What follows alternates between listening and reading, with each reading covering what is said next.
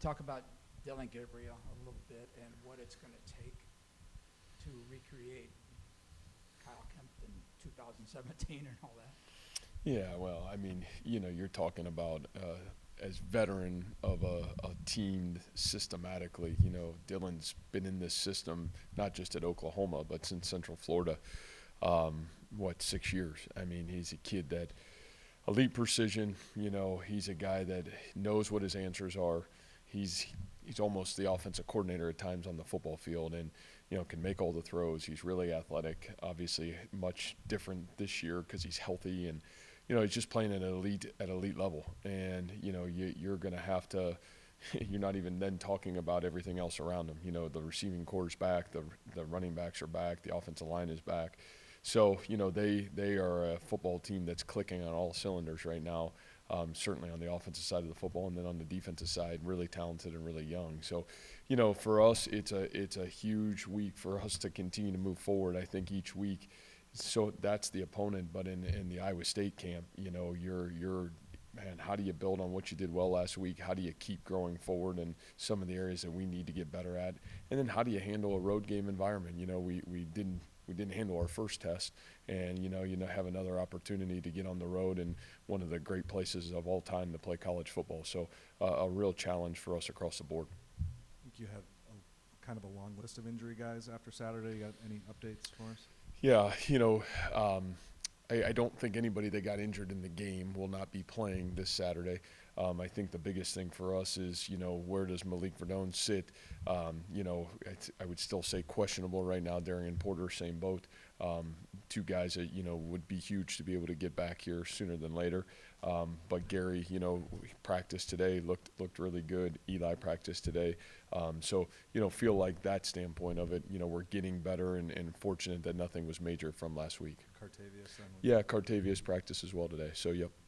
Chase Contreras has had quite the college career before he even got here. What was your first impression of him when he got to campus and what he's been able to give you guys? Yeah, I think the word for me is maturity.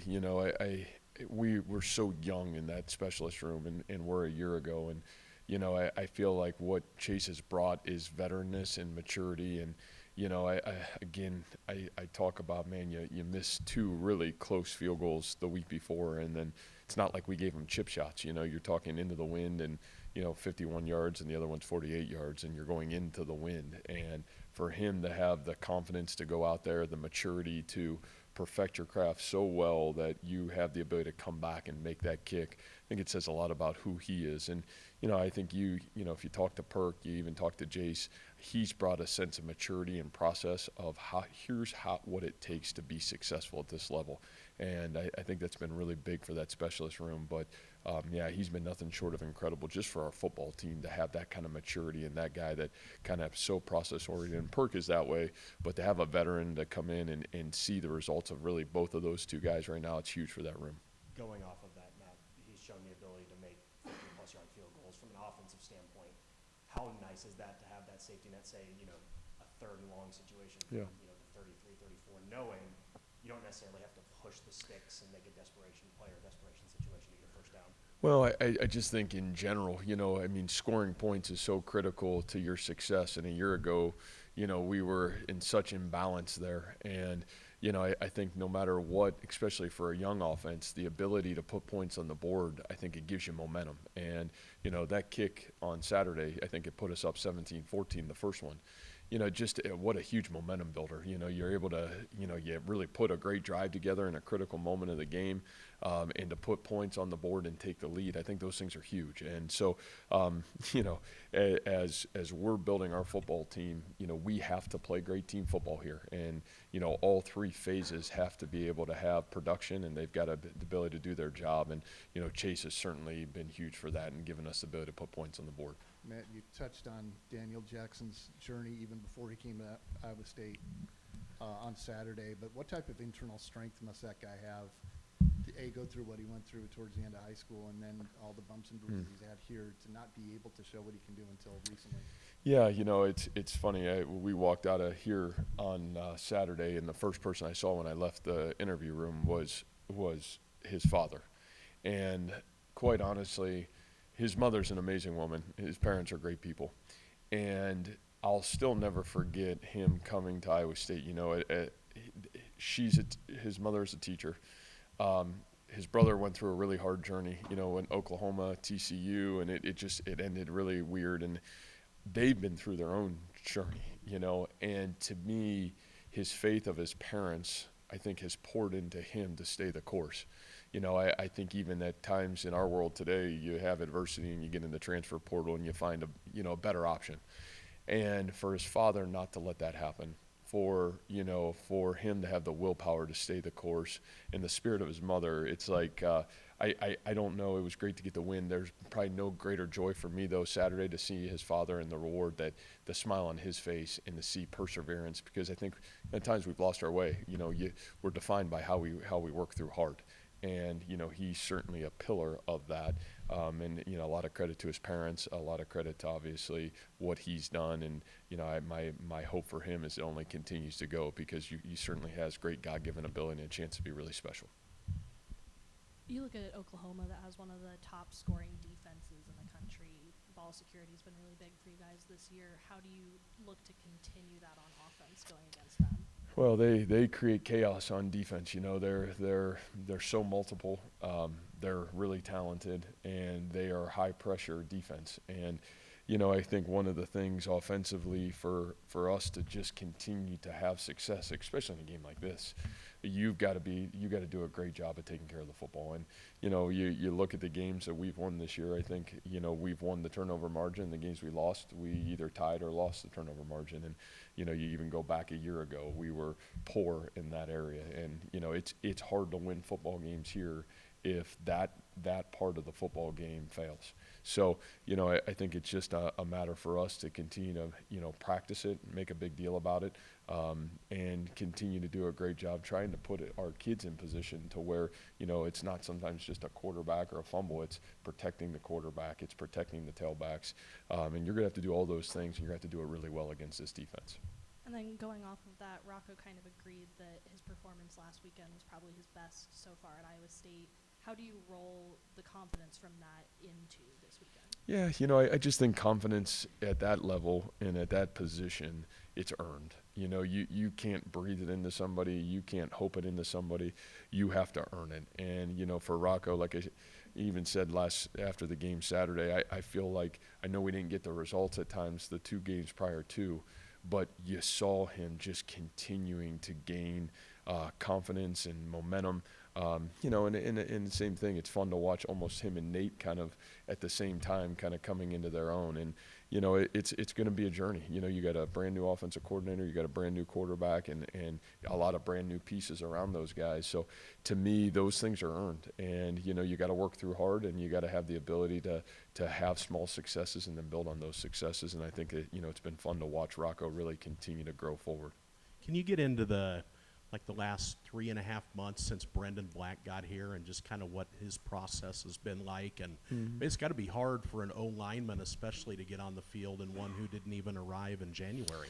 Yeah, you know, I think Brendan's one of those young men that, you know, he played in a great high school football program, Bowles High School down in Florida. And, you know, Brendan drove 45 minutes to go to that high school every day. And I think one of the things that we knew from day one when we recruited him is he loved football.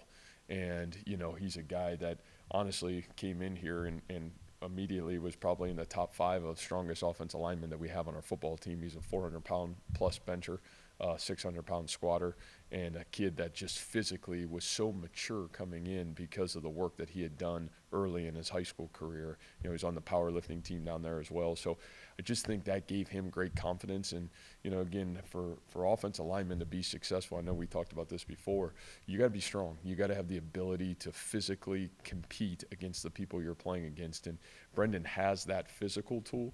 I think on the other end of it, he's also got this to be really special, and that showed up from day one. I think for a freshman at any position to play as a true freshman, you got to have a sense of confidence, and you got to have a process about yourself that allows you to really earn the right to get on the field. So, you know, he's certainly earned the right to get on the field and played really well Saturday, and we'll need him to continue to grow forward.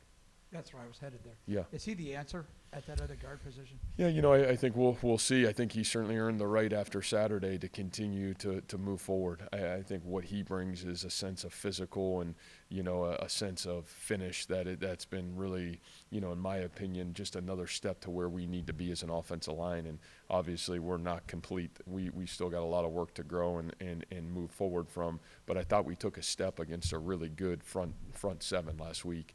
And we're going to have to keep going forward. But I certainly would say he's earned the right to continue to move himself forward. I'm living in the past here a little bit now, but you've had guys like David, you had guys like Brees, who could, and Kene even, when he was healthy, who could break that run up the middle. Mm-hmm. You guys keep trying to pound. Yeah. I'm asking this politely now. You guys keep trying to pound the middle. Is there a guy that can break that run, and what's preventing that up the middle stuff? Well, I think a little bit of it is, multiple answer in that. Eli is a whisker away from hitting a couple big ones on Saturday, and had a couple 10, 12-yard runs that were a shoelace away from being big ones. And, so I just think for us it's the consistency of putting it all together, and whether it's up the middle or just our running game in general, and a lot of credit to the defenses we played early on. There's a lot of hats in the box, and there's a lot of people, down there that are trying to defend it. And when that happens, you have to be able to block with precision and detail. And we haven't done that as well as we need to. Do we think there's guys in that backfield that have the ability to be really special? We do. Some of those guys as well are freshmen. And then some of those guys are kind of getting their playing time for the first time. And obviously Eli, you missed him for 2 weeks. So I thought he had got off to a great start in the first game, and it was great to have him back. So I just think putting all those things together will be big for us to continue forward in that running game. Matt, it's going to be loud, and then you've got an OU offense that wants to play fast. How important is communication on both sides of the ball, and how do you get ready for that? Whew, yeah, well, I mean that's the golden ticket in this one.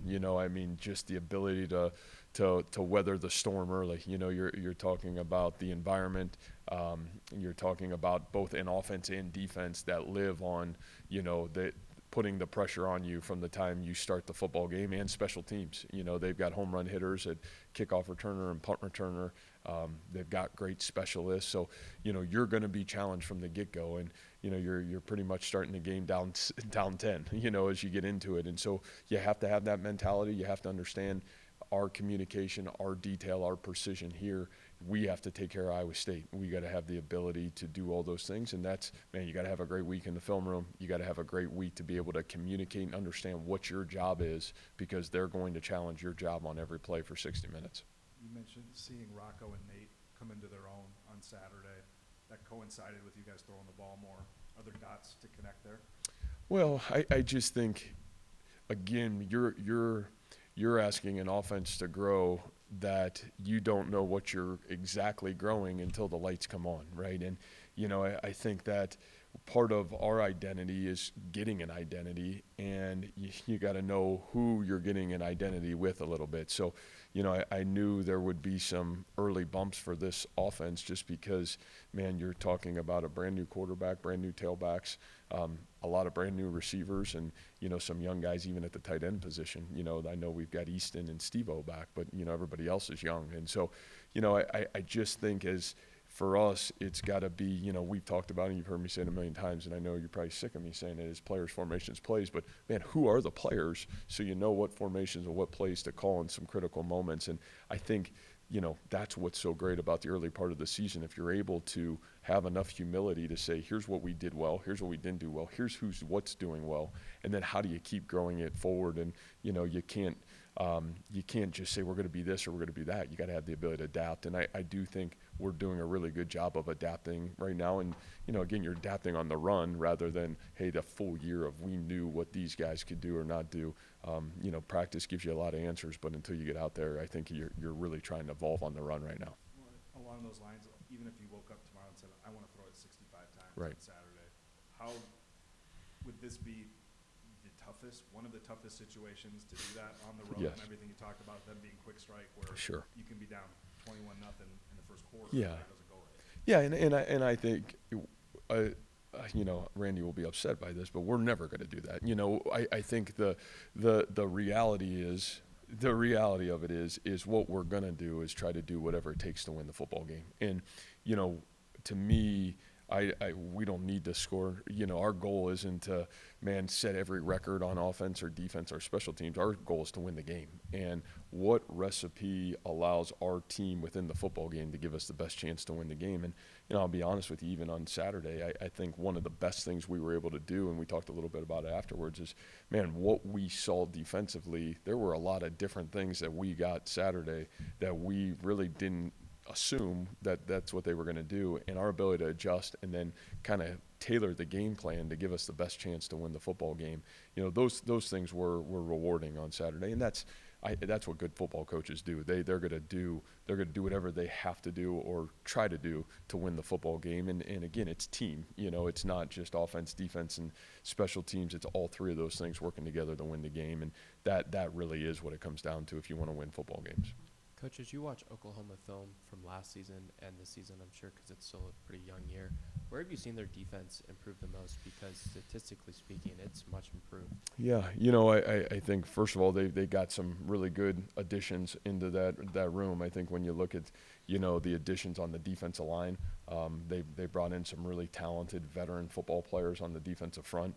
Those guys are playing a ton of snaps. Some really talented young freshmen at linebacker that are stepped in some critical moments and have played good football. And then they've got some veterans in the back end that have been there.